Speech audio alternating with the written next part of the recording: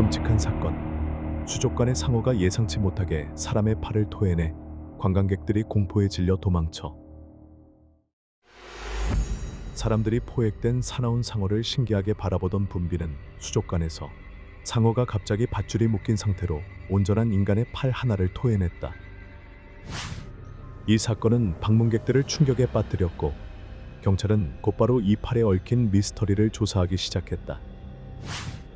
긴 단서 추적 끝에 2명의 용의자가 밝혀졌고 이 과정에서 사기 행위로 몰래 이익을 챙긴 억만장자 자선가가 드러났다. 그렇다면 이들 중 누가 피해자를 살해했을까?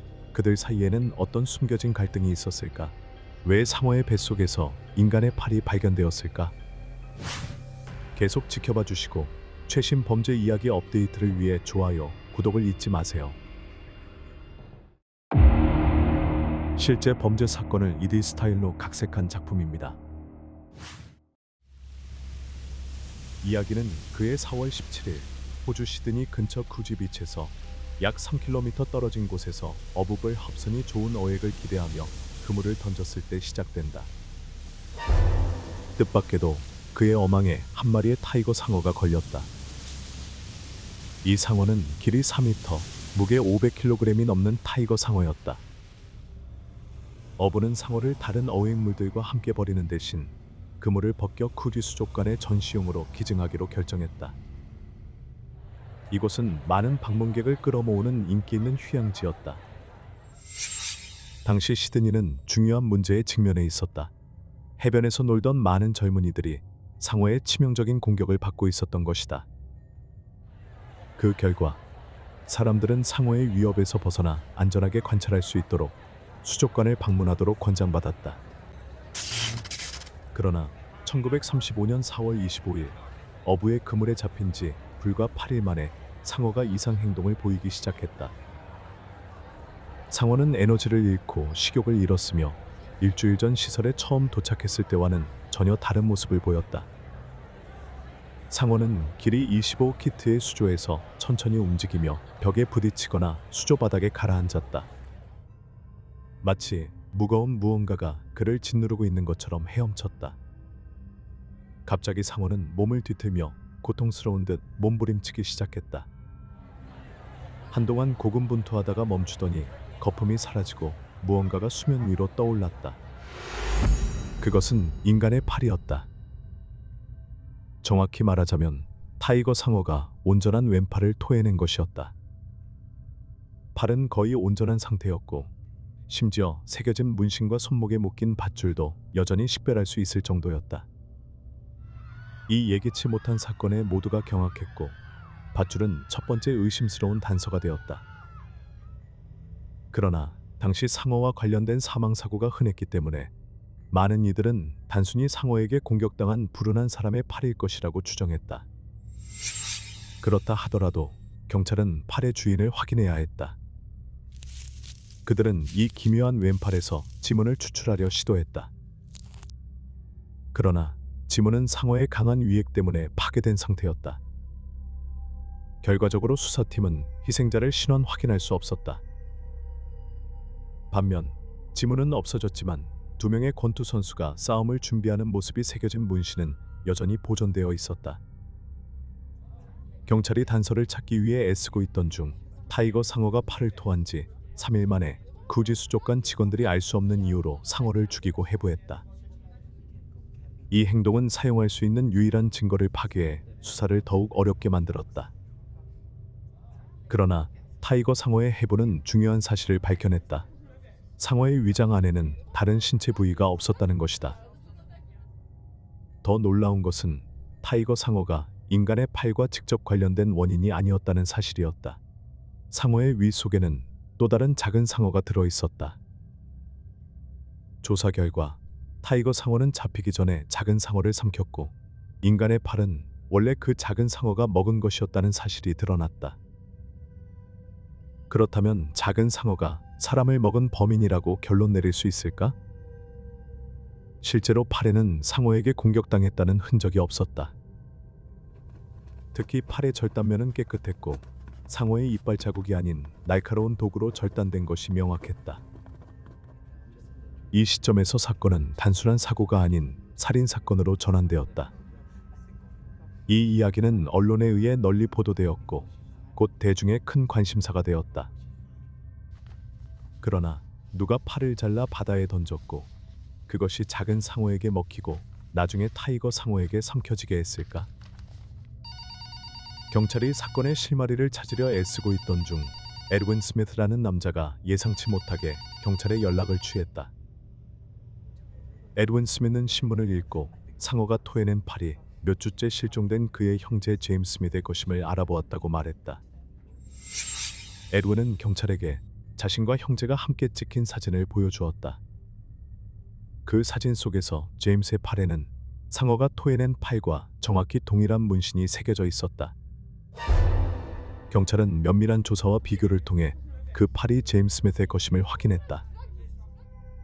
제임스는 영국에서 태어났지만 사망 당시 시드니 교외의 글레이즈필에 거주하고 있었다. 지역 신문은 스미스에 대한 기본적인 정보를 제공했는데 그는 과거 라이트급 권투 선수였으며 이후 당구장을 운영했던 인물이라고 보도했다. 또한 스미스는 세상에 적이 없는 사람으로 보였다고 전했다.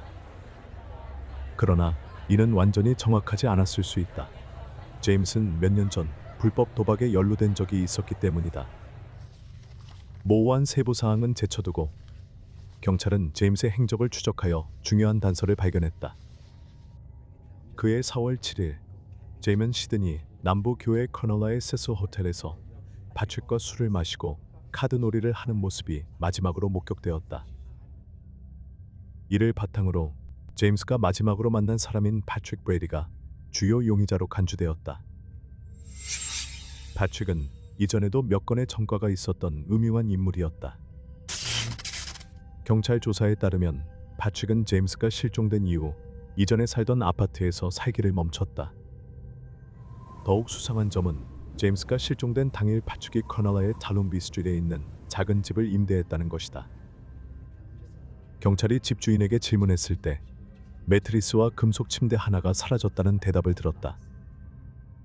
경찰은 즉시 패트릭이 제임스를 살해하고 그의 시신을 금속 침대에 넣으려 했으나 팔이 들어가지 않자 잘라낸 후 바다에 시신을 유기했을 것이라고 가정했다. 그리고 그 팔은 상어에게 먹힌 것으로 보았다. 이러한 추론에 따라 경찰은 패트릭 브레이디를 신속히 소환하여 신문했다. 그러나 패트릭은 어떠한 잘못도 부인하며 그날 제임스와 함께 술을 마셨지만 이후 각자 길을 떠났다고 주장했다. 그는 제임스를 죽일 이유가 전혀 없다고까지 말했다. 따라서 장시간에 걸친 신문에도 불구하고 경찰은 패트릭으로부터 실질적인 정보를 끌어내거나 기소에 이를 만한 확실한 증거를 확보하지 못했다. 해군과 공군이 패트릭이 임대했던 작은 집 주변 지역을 수색했지만 스미스의 시신이나 다른 단서는 발견되지 않았다. 이는 패트릭을 기소하는 데 큰 장애물이 되었다. 셜갈m 사건은 막다른 길로 치닫는 듯 했지만 누군가의 등장으로 갑작스럽게 돌파구가 마련되었다. 며칠간의 성과 없는 수사 끝에 한 택시 기사가 갑자기 경찰서를 찾아와 제임스가 실종된 날 패트릭을 레지널드 노일 홈스의 집까지 태워주었다고 밝혔다. 택시 기사가 주목했던 점은 패트릭이 차 안에서 보였던 행동이었다. 그는 매우 긴장하고 초조해 보였다. 기사는 패트릭이 눈에 띄게 불안해 보였으며 계속해서 주머니에 손을 넣었다 뺐다 하며 초조해하고 분명히 무언가를 두려워하고 있는 듯 했다고 묘사했다. 패트릭이 방문한 사람은 호주의 저명한 사업가이자 자선가로 사회적 기여와 긍정적인 이미지로 널리 존경받던 레지널이었다. 그러나 그것은 단지 겉모습에 불과했다. 실제로 레지널은 라벤더베이에서 조선업 사업을 가장하여 활동하던 마약 밀매와 사기 범죄의 두목이었다. 조사에 따르면 레지널은 보험 사기와 같은 범죄를 위해 제임스를 여러 차례 고용했으며 사건 발생 1년 전에도 그러한 사기를 벌였다. 그것은 테리소 근처에서 침몰된 파파인더라는 과도하게 보험에 든 유람선이었다. 그 직후 제임스와 패트릭은 레지널과 함께 범죄 활동에 가담하기 시작했다. 레지널은 위조된 고객 서명을 제공하고 파trick은 고객 계좌에서 자금을 자신들의 계좌로 이체하기 위해 수표를 위조했으며 파트릭과 제임스는 그 돈을 인출했다. 경찰은 이제 제임스와 파트릭이 레지노드를 위해 일했을 가능성을 충분히 의심할 수 있었지만 금전적인 갈등이 제임스의 생명을 앗아갔을 수 있었다. 갑자기 이 미스터리한 사건의 조각들이 하나둘씩 맞춰지기 시작했다. 어떤 이유에서인지 레지노드는 제임스를 제거할 필요가 있었고 파트릭에게 해변가의 작은 집에서 살인을 실행하도록 지시했을 것이다. 이 이론은 타당해 보였지만 문제는 경찰이 여전히 물적 증거가 없고 파트릭을 소환할 근거도 부족하다는 점이었다. 5월 16일 경찰은 심사숙고 끝에 현재 사건과는 무관한 위조 혐의를 구실로 파트릭을 체포하기로 결정했다. 레지노도 용의자로 소환되었으며 이들 중 한 명이 범행을 자백한다면 사건의 미스터리가 풀릴 것이라는 희망이 있었다. 그러나 파트릭과 레지노는 서로 처음 만난 것이라고 주장했고 파트릭은 자신과 아무 관련 없는 사건에서 경찰이 왜 자신을 조사하는지 이해할 수 없다고 말했다. 처음 진술과 마찬가지로 그는 사건에 대해 아무것도 모른다고 주장했다. 또한 경찰은 증거 부족으로 두 사람을 오래 구금할 수 없었기 때문에 며칠 만에 두 사람을 풀어주었다. 경찰은 두 용의자로부터 중요한 단서를 얻기를 바라며 그들을 비밀리에 계속 감시했다. 경찰의 예상과 달리 석방된 지 며칠 만에 레지노가 보트를 타고 라벤델베로 가서 총으로 자살을 시도하자 모두 충격을 받았다. 머리에 총을 쏜 그는 바다에 빠졌지만 뜻밖에도 목숨을 잃지 않았다. 그의 총기 다루는 기술 부족과 두개골의 단단함 덕분에 그는 총상을 입었음에도 의식을 잃는 데 그쳤다. 게다가 그의 손목 중 하나가 밧줄에 걸려 익사하지 않았고 그는 결국 보트로 다시 올라올 수 있었다. 그 시점에 경찰이 도착해 바다에서 4시간 동안의 보트 추격전이 시작되었다. 기진맥진한 레지노는 결국 항복하고 병원으로 이송되는 것을 허락했다. 회복 후 레지노는 조사에 협조하기로 동의하며 모든 것을 밝히겠다고 약속했다. 그는 경찰에게 파트릭이 제임스를 살해하고 그의 시신을 절단해 트렁크에 넣은 뒤 꼬나마다배에 던졌다고 말했다. 파트릭은 그 후 레지노드의 집으로 가서 제임스의 갓 잘린 팔을 보여주며 즉시 4,100만 원을 내놓지 않으면 레지노드를 죽이겠다고 협박했다. 레지노드는 또한 파트릭이 떠난 후 자신이 시드니 해안 근처 마루브라 지역으로 가서 제임스의 팔을 처리했다고 인정했다. 그러나 그의 증언은 모순투성이었다. 제임스의 팔이 마지막으로 발견되었을 때 여전히 밧줄에 묶여 있었기 때문이다. 게다가 파트릭이 레지노드의 집에 협박하러 갔다면 왜 그렇게 불안하고 초조해 보였을까? 더욱이 택시 운전사의 진술에 따르면 파트릭은 레지노드의 집에 아무것도 들고 가지 않은 채 도착했다고 한다. 그의 증언이 비논리적이고 모순적이었음에도 불구하고 경찰은 레지노드의 협조가 더 많은 세부 정보를 제공할 수 있다고 믿었다. 그러나 6월 11일 재판을 앞두고 레지노드는 예상치 못한 행동을 했다. 그날 저녁 레지노드는 계좌에서 4,100만 원을 인출한 후 누군가를 만나야 한다며 집을 나섰다. 그는 신중하게 행동하며 아내를 그의 낫쉘은 차 문까지 바래다 주었다. 다음날 이른 아침 레지노드는 시드니의 너스 포인트에 있는 헥슨롤에서 자신의 차 안에서 사망한 채로 발견되었다. 경찰 보고서에 따르면 레지노드는 근거리에서 3발의 총격을 받았다. 범죄 현장은 레지노드가 자살한 것처럼 보였지만 일부는 그가 보험금을 가족이 받을 수 있도록 자신을 죽일 청부업자를 고용했다고 추측했다. 이유가 무엇이든 그 당시 레지노드의 죽음은 제임스 스미스의 미스터리한 실종 사건의 종지부를 찍었다. 사건은 결국 법정으로 넘어갔다. 파트릭의 변호사는 한쪽 팔만으로는 살인사건이 발생했다는 것을 입증하기에 부족하다고 주장했다. 제임스가 팔 하나를 잃었지만 여전히 건강히 살아있을 가능성이 있다고 말했다. 실제로 경찰은 파트릭의 유죄를 입증할 제임스의 시신이나 다른 증거를 찾지 못해 사건은 교착 상태에 빠졌다. 결국 경찰은 증거 부족으로 파측을 풀어줄 수밖에 없었다. 그는 30년 후인 1965년까지 행복하고 무고한 삶을 살았다. 결국 팔의 문신은 수사관들이 제임스를 식별하는 데 도움을 주었지만 진실을 밝혀내는 데는 충분하지 않았다. 오늘날까지도 셜감 사건에 대한 여러 이론이 존재한다. 일부는 제임스가 살아남아 경찰의 정보원으로 활동했다고 믿는다. 다른 사람들은 진범이 레지넌나 파축이 아니라 1930년대 호주에서 가장 위험한 범죄자 중 한 명인 악명 높은 갱단 두목 에리 웨이만이었다고 주장한다. 결국 성공한 사업가인 레지넌가 자신이 두목이 아닌 갱단을 위해 일했다는 것은 의문스러운 일이다. 결국 진실은 무엇이었을까? 아무도 확실히 알지 못한다. 상어, 문신이 새겨진 팔, 두 건의 미제 살인 사건 이야기는 법정을 매료시키고 대중을 혼란스럽게 했을 뿐만 아니라 호주 법률 역사상 지속적인 미스터리 중 하나로 남았다. 이후 이 사건은 이야기로 쓰여졌고 곧 영화로 각색되었다. 다음은 케이스를 따라가 주세요.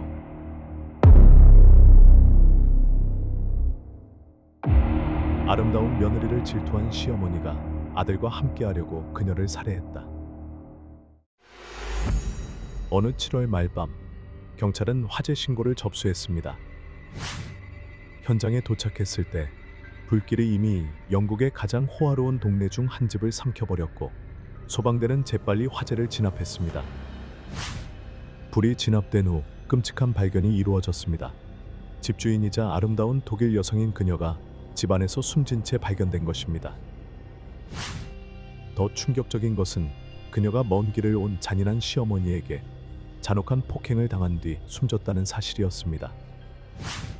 시어머니는 며느리가 자신의 아들과 손자를 빼앗아간다는 망상과 질투에 사로잡혀 이 끔찍한 범죄를 저질렀습니다. 시어머니와 며느리 간의 극단적인 갈등을 초래한 것은 무엇일까요? 그녀의 과거에 숨겨진 비밀은 무엇일까요? 이야기를 계속 지켜보세요. 실제 범죄 사건을 2D 스타일로 각색한 작품입니다. 이번 사건의 중심 인물인 스틸로 크리스토피는 당시 영국령이었던 키프로스 북부의 한 시골 마을에서 태어났습니다. 스틸로는 매우 가난한 가정에서 자랐으며 교육이나 기본적인 문해력을 전혀 배우지 못했습니다. 당시 스틸로가 살던 시골 마을은 법보다는 약육강식의 논리가 지배하던 곳이었습니다. 마을 사람들은 종종 폭력을 통해 권력과 통제력을 행사했습니다. 이런 환경에서 자란 스틸로는 자연스럽게 신체적 대결을 서슴지 않는 여성이 되었습니다. 그녀는 완고하고 고집이 세며 항상 자신의 의견을 다른 사람들에게 강요했습니다. 사람들이 그녀의 의견에 동의하지 않으면 그녀는 즉시 폭력을 행사하곤 했습니다. 결혼할 나이가 된 스틸로는 어머니가 주선한 결혼으로 해안 마을의 한 남성과 결혼했습니다. 그러나 당시 스틸로의 부모는 극도로 가난했으며 그녀는 마을에서 가장 가난한 남성 중 한 명과 결혼하게 되었습니다. 그녀의 가난한 남편이 가진 유일한 수입원은 가족 소유의 작은 올리브 숲이었습니다. 가족 모두가 매일 같이 숲에서 일하며 겨우 생계를 유지할 수 있었습니다. 이후 스틸로는 스타로스라는 아들을 낳았고 남편, 아들, 시어머니 마리아를 돌보며 고군분투했습니다. 스틸로와 시어머니 마리아의 관계는 매우 나빴습니다. 키프로스의 가부장적 시골 사회에서는 할머니가 가족 내에서 가장 높은 권위를 지녔습니다. 완고하고 이기적인 성격의 마리아는 스틸로를 끊임없이 트집잡고 괴롭혔습니다. 대부분의 가족에서 며느리는 시어머니에게 무조건적으로 순종해야 했지만 스틸로는 마리아에게 복종할 수 없었습니다. 교육은 받지 못했지만 스틸로는 똑똑하고 결단력이 있었습니다. 그녀는 마리아의 행동에 동의하지 않을 때마다 참는 대신 즉시 논쟁을 벌였습니다. 스틸로와 마리아의 이러한 빈번한 언쟁은 끝없는 갈등으로 번져 가족을 항상 긴장 상태에 빠뜨렸습니다. 시간이 흐르면서 시어머니와 며느리 간의 긴장은 점점 더 심각해졌습니다. 그해 9월 29일 24세의 스틸로는 마리아와 특히 격렬한 논쟁을 벌였습니다. 그날 저녁, 분노에 휩싸인 스틸로는 이성을 잃고 마리아를 영원히 제거하기로 결심했습니다. 스틸로는 마리아가 방심한 틈을 타 계획을 실행하기 위해 2명의 여성과 공모했습니다. 스틸로는 시어머니 마리아를 살해한 혐의로 경찰에 즉시 체포되어 재판에 넘겨졌습니다. 그러나 스틸로는 처벌받지 않고 무죄로 석방되었습니다. 이는 마리아와의 가정 내 권력 다툼 중에 스틸로가 시아버지의 수상한 죽음에 대한 진실을 우연히 밝혀냈기 때문이었습니다. 알고 보니 마리아는 그녀의 애인과 공모해 남편을 살해했던 것입니다. 구체적으로 13년 전 마리아와 그녀의 비밀 애인은 남편을 죽였습니다. 마리아는 남편의 죽음을 사고로 위장해 가족이 그가 뜻밖의 죽었다고 믿게 했습니다. 진실을 알게 된 스틸로는 마리아의 범죄를 가족에게 몰래 알리며 시아버지의 복수를 위해 마리아를 무시해야 한다고 제안했습니다. 당시 사회에서는 가족의 명예가 최우선이었습니다. 가족 구성원이 용납할 수 없는 행동을 저질렀을 경우 가족은 명예를 지키기 위해 법을 무시하면서까지 행동했습니다. 따라서 마리아가 애인과 공모해 남편을 살해한 범죄는 가족의 명성을 훼손한 용서할 수 없는 불명예로 여겨졌습니다. 스틸로의 설득에 따라 가족은 마리아가 가족의 명예를 더럽힌 것에 대해 처벌받아야 한다고 동의했습니다.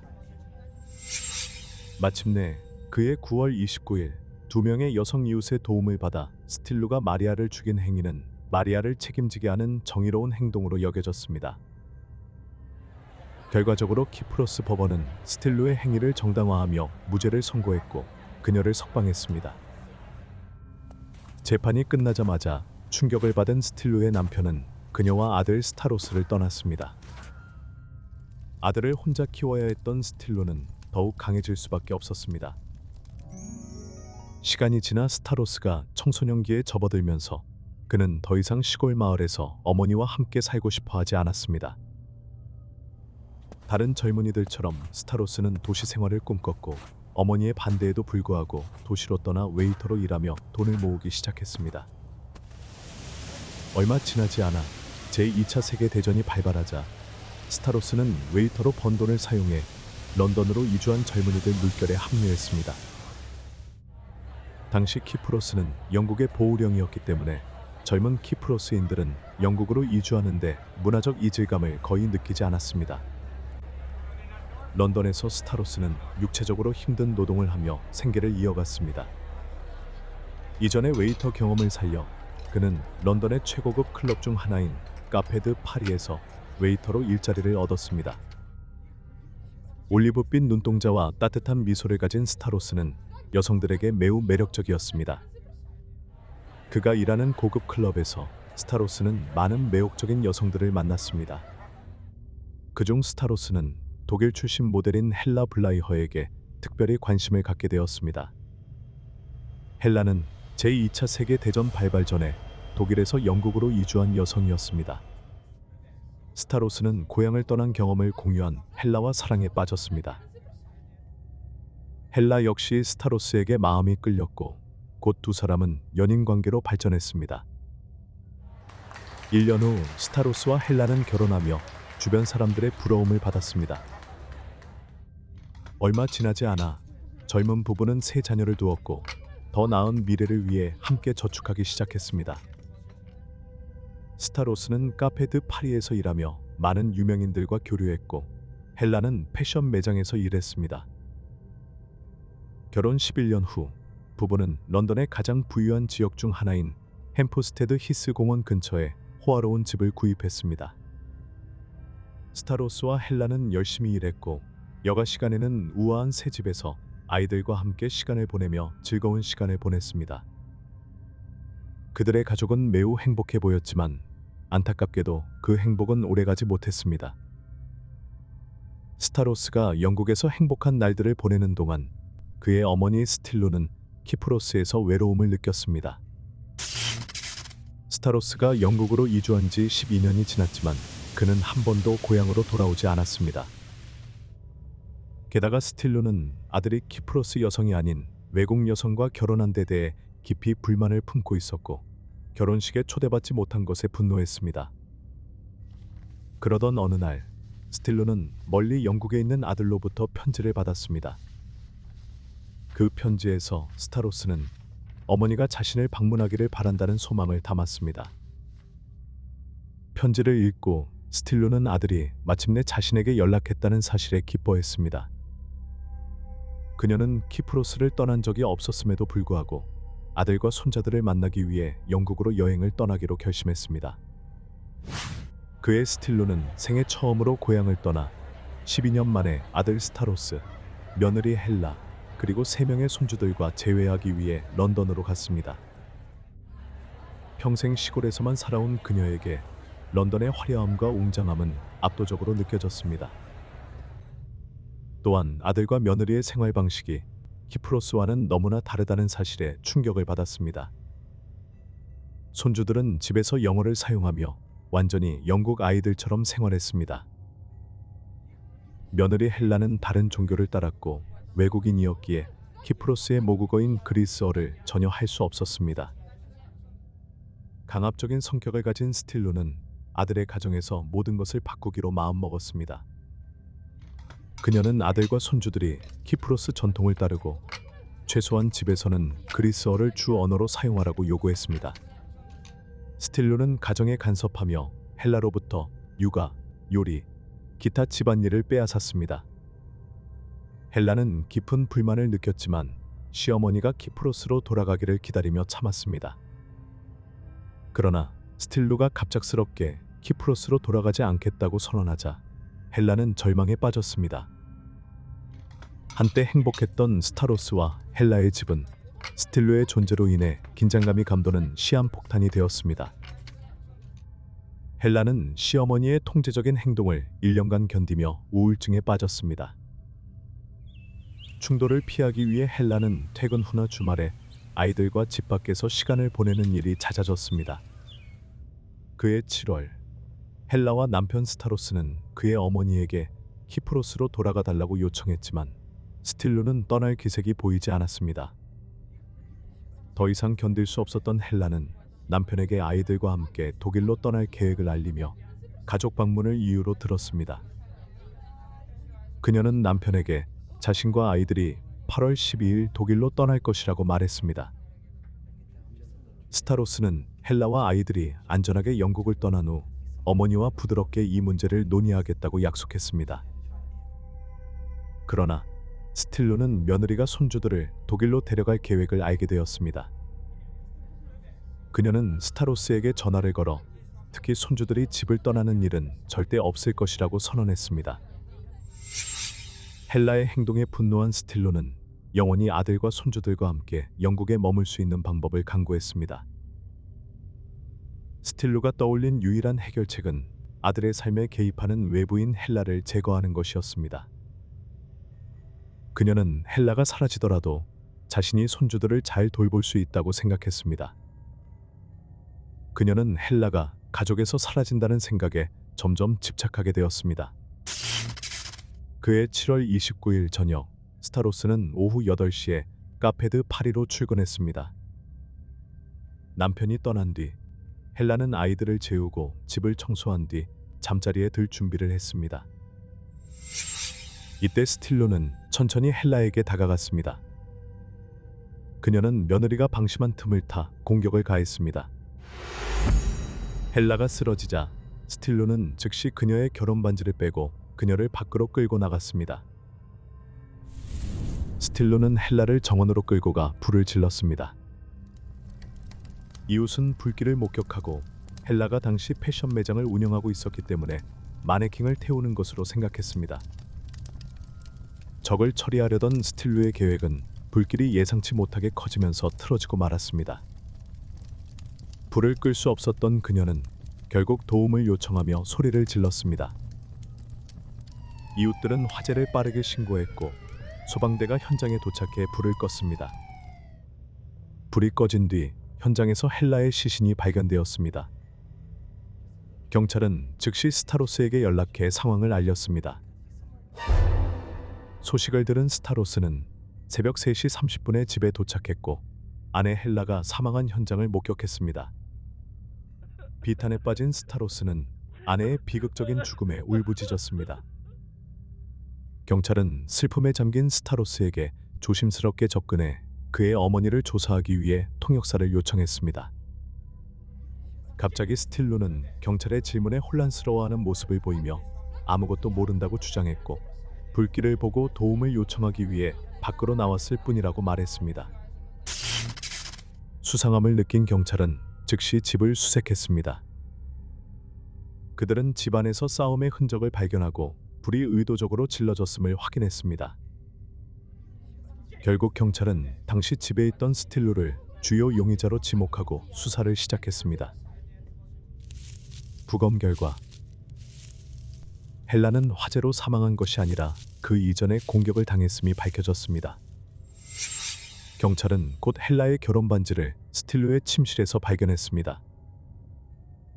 또한 헬라를 태우는 것을 목격한 이웃의 증언에 따라 키프로스 출신의 시어머니 스틸로는 살인자로 지목되어 체포되었습니다. 1954년 10월 25일 스틸로 크리스토피의 재판이 시작되었습니다. 법정에서 스타로스는 헬라와 자신의 어머니가 당시 좋은 관계가 아니었다고 증언했습니다. 그는 헬라가 10년 넘는 결혼 생활 동안 한 번도 결혼 반지를 뺀 적이 없었다고 말하며 어머니가 이를 빼앗았을 것이라고 의심했습니다. 할로웨이 교도소에서 스틸로를 조사한 정신과 의사는 그녀가 망상 장애를 앓고 있으며 밤에 비명을 지르고 이상한 행동을 보였다고 증언했습니다. 스틸로의 변호인들은 그녀가 정신 이상으로 범죄를 저질렀으며 치료를 위해 정신병원에 수용되어야 한다고 주장했습니다. 그러나 스틸로는 이러한 주장을 거부하며 자신이 가난하고 교육을 받지 못한 여성일 뿐 정신 이상자는 아니라고 주장했습니다. 자신의 정신 상태가 정상이라고 주장한 탓에 재판은 그녀에게 불리하게 진행되었습니다. 며느리를 살해한 혐의로 재판을 받는 도중 스틸로는 갑자기 30년 전 시어머니를 살해한 사실을 법정에서 자백했습니다. 이 뜻밖의 고백으로 그녀의 오랜 과거가 법정에서 폭로되었습니다. 자신의 어머니가 아내뿐만 아니라 할머니까지 살해했다는 사실에 스타로스는 큰 충격을 받았습니다. 2시간의 심의 끝에 법원은 스틸로가 젊음과 미모에 대한 질투로 며느리 헬라를 살해했다고 판결하며 사형을 선고했습니다. 1954년 11월 29일 스틸로는 형량에 항소했지만 즉시 기각되었고 사형은 확정되었습니다. 재판 이후 스타로스는 잔인한 어머니를 다시는 방문하지 않았고 모든 연락을 끊었습니다. 스틸로는 아들에게 편지를 써서 그리움을 표현했지만 스타로스는 결코 답장하지 않았습니다. 아들의 행동에 분노한 스틸로는 자신의 사형 선고가 아들 탓이라고 비난했습니다. 그 순간에도 스틸로는 반성의 기미를 보이지 않고 자신의 감정만을 중요시했습니다. 사형 집행을 앞두고 스틸로는 두려움에 휩싸여 아들에게 법원에 탄원서를 제출해달라고 간청했습니다. 그러나 스타로스는 그녀의 요청을 완전히 무시하며 그녀를 결코 용서할 수 없다고 말했습니다. 아들이 자신을 버렸다는 것을 깨달은 스틸로는 마침내 자신의 운명을 받아들였습니다. 1954년 12월 15일 시어머니와 며느리를 살해한 여성 스틸로 크리스토피는 처형되었습니다. 그녀는 체념한 채 천천히 교수대로 걸어갔고 할로웨이 교도소의 처형실에서 생을 마감했습니다. 사형이 집행된 날에도 그녀의 아들은 참석하지 않았고 스틸로는 외롭게 죽음을 맞이했습니다. 놀랍게도 처형 직전 스틸로는 자신의 마지막 소원으로 처형실 벽에 정교의 십자가를 걸어달라고 요청했고 교도소는 이를 허락했습니다. 이 십자가는 처형실이 해체된 1967년까지 남아 있었다고 합니다. 잔인한 살인을 저지른 여성이 어떻게 평화 혹은 더 놀랍게도 종교적 신앙을 통한 회개를 찾을 수 있었는지 이해하기 어렵습니다. 대신 그녀의 행동은 혼돈과 야만성으로 얼룩진 삶을 보여주며 그녀의 젊은 시절부터 노년에 이르기까지 그녀의 본성을 정의했습니다.